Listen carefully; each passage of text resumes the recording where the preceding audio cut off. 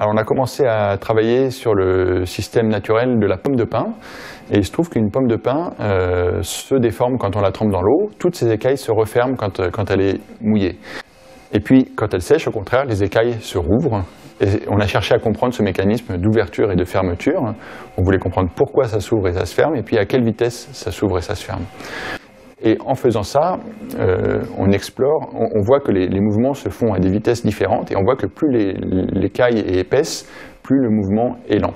Et donc on a comme ça une sonde du transport de l'eau dans les tissus de la pomme de pin par cette expérience qui est très simple.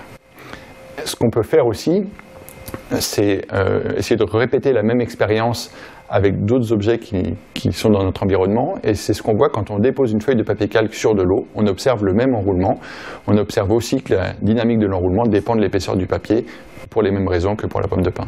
On peut voir plusieurs applications à ces recherches. Tout d'abord, il s'agit de la recherche fondamentale, et ce qui nous intéresse, c'est vraiment de comprendre les mécanismes à l'origine de ces mouvements.